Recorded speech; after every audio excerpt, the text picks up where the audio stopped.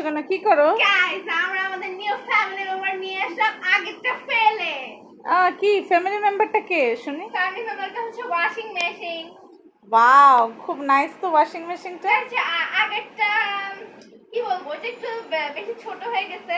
ধরা যায় আগেরটা 7-8 কেজির মতো ছিল, এইটা মনে হয় 9 কেজি। হ্যাঁ গাইস, এটা 9 KG.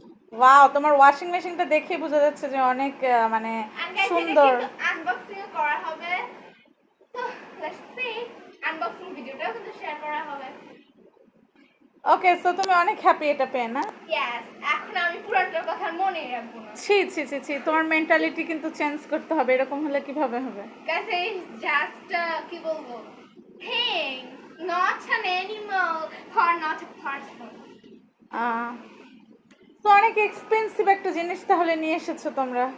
Yes, that.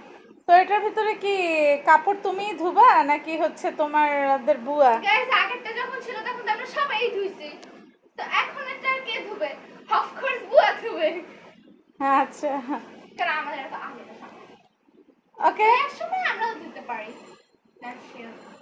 Okay, so এত উল্লাস করো না, এখন একটু পড়তে বসো। এটা পেয়ে তুমিও পড়ালেখা পড়তে ভুলে যেও না, বসো। ঠিক আছে? আচ্ছা ঠিক আছে, তাহলে বাই বলে দাও সবাইকে। Bye guys. ওকে, সো ওয়াশিং মেশিনটা সিরিয়াসলি অনেক সুন্দর হয়েছে, তোমাদের ওয়াশিং মেশিনটা। তো ঠিক আছে, সবাই ভালো থাকো, আর বেশি বেশি লাইক, কমেন্ট এবং শেয়ার করে দিবা।